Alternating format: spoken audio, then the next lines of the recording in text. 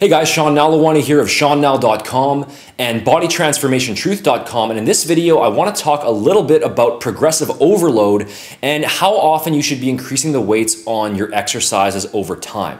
So simply put, the law of progressive overload states that in order for you to experience continual, ongoing gains in muscle size, you must progressively increase the total amount of tension that is being placed on your muscles during your workouts over time. Your muscles grow by adapting to stress, and if you aren't consistently pushing the envelope each week by either lifting more total weight on your exercises or by performing more reps using the same weight, then you quite simply are not going to make any appreciable progress in the long run. At the very root of it all, building muscle is ultimately all about building strength. Train for performance first, and muscle growth will come as an inevitable byproduct. But just how often should you increase the weight on each exercise, and by how much? Well, the simple answer here is that you should aim to add more weight to the bar basically as often as you can while still staying within your targeted rep range and maintaining proper form. There really isn't a whole lot more to it than that. The rate at which you can increase the total weight lifted is going to depend on a couple of different factors. First off, the less experienced you are, the faster you'll typically gain strength. As a beginner, not only will you be gaining new muscle tissue at an accelerated pace, but your central nervous system will also be quickly adapting as it learns to perform each movement with increased efficiency. And this occurs because intense weight training is still a brand new stimulus for your body. A complete beginner will be able to increase the amount of weight that he or she is lifting at a reasonably quicker pace than a more advanced trainee will. And secondly, it largely depends on the specific exercise that you're performing.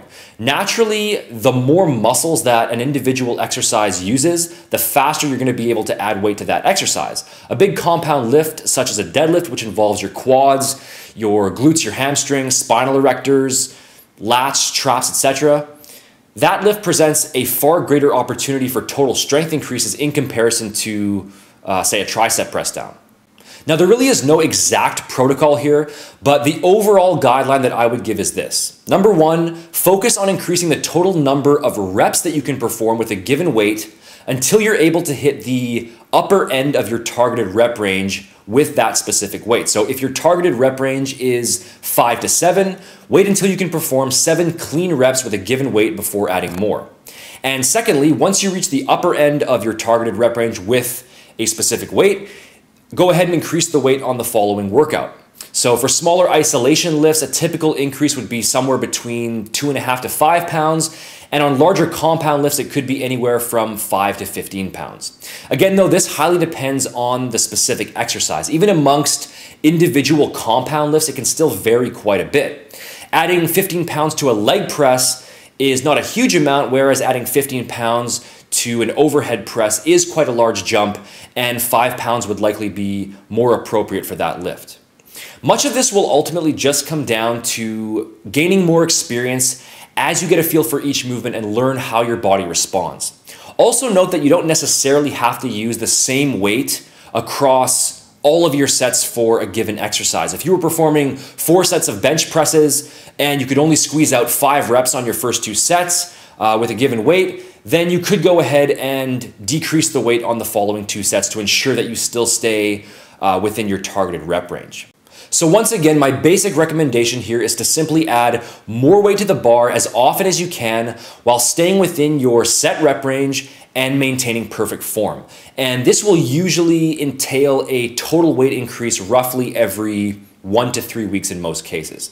And that previous point is very, very important. True progression means that your form remains exactly the same every time you increase the weight.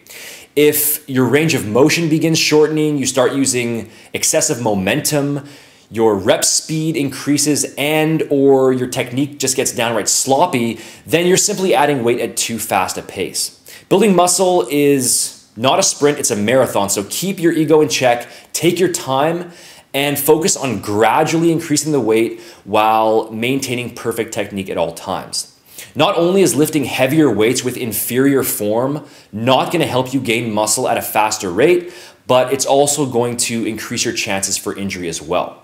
Progressive overload absolutely is the most important foundational principle of your entire training routine, but it must be implemented with caution and common sense if you want to produce permanent gains over the long term. So thanks for watching this video lesson. I hope you found the information useful here today. If you did enjoy the video, as always, please make sure to hit the like button, leave a comment, and subscribe to stay up to date on future videos. Also, make sure to check out my complete step-by-step muscle building and fat loss programs over at bodytransformationtruth.com. The link for that is in the description box below. And make sure to join the Facebook page for daily tips and updates. The link for that is also in the description box. Talk to you again soon.